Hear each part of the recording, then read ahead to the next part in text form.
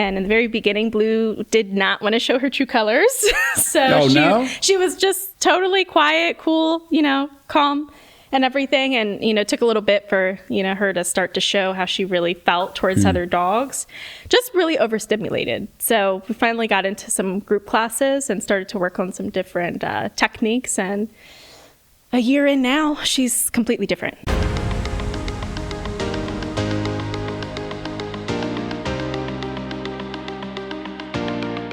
Hey, Bob Carr from the Bob Carr Show. In the studio today, I got Taylor from Complete Canine with their little pup, Blue, who's hiding underneath the table there for the moment. But Taylor, thank you for coming in today. Tell us a little bit about your journey with your pup. Yes, so I rescued Blue from Adopt a Homeless Animal Rescue in 2021 of January. And we had moved a couple times. After the adoption, she was really, really quiet, really calm. When she started to decompress within 3 to 6 months, I started to see a lot of leash reactivity with other dogs. A lot of lunging, barking, and a lot of that comes off very aggressive. And when you have a dog of this caliber, it already has a stigma attached. So it was really important for me to get that under control. It's also very embarrassing. So I did some research. I did a lot of, review of different training methodologies, what I felt better suited Blue.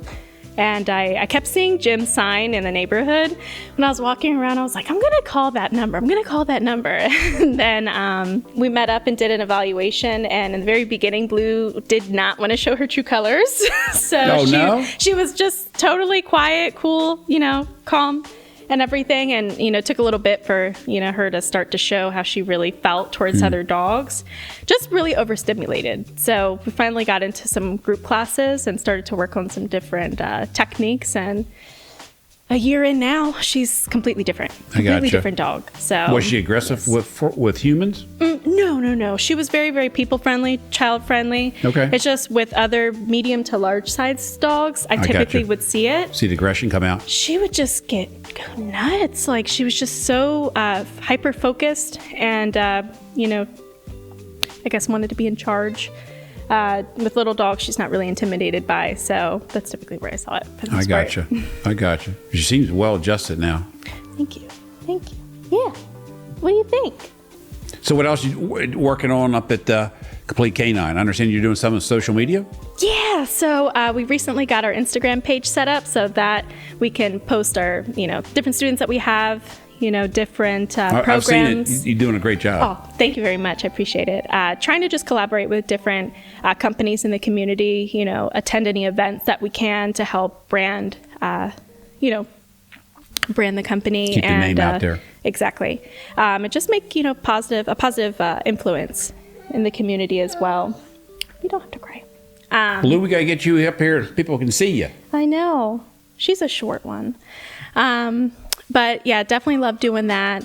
It's another way to kind of, meet other people online that in the community and they can reach out. Because some people may not necessarily use different social media platforms, so it's important to have access to all of them. So we can do that. And also, with the different events we can attend and meet other people, they see what we do. All the different events definitely brings out different people, different backgrounds that they normally wouldn't see you and Jim and the rest of the whole group. So it's definitely well worth to do what you guys are doing because it's already paying off, I think. I think big time. Taylor, tell me the Shadow story. Oh, okay. So in the very beginning, Shadow and Blue had similar reactivity issues. So about a year ago, we started at the same time.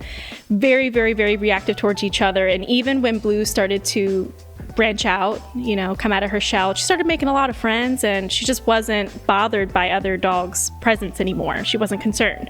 But this one dog, Shadow, her and Shadow could not get along. And it was nasty every single time they got close. Yes, It was crazy. And me and the owners were, we're great friends. Like, we want to chit chat and, and it sucks when your dogs don't get along.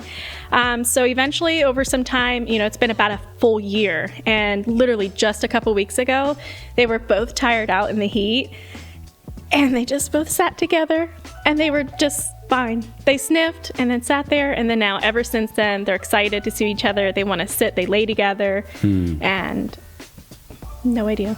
That's a great story. It's great, but I'm like, what? This whole year took this long? I don't know what it was, but literally like just changed overnight. So I don't know, maybe in their dog language, they had a conversation and figured it out. Good. So now they're probably good for life now. Yeah. Oh yeah. They're just, they're really excited to see each other now, which is really, it relieves a lot of stress, especially Absolutely. when you want to hang out with other people and, who have dogs too. So that's always good. So Taylor, how can we reach you guys?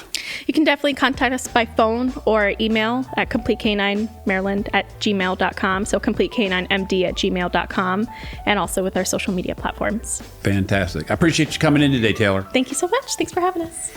This wraps up another episode of the Bob Carr Show, and stay tuned next week for another episode.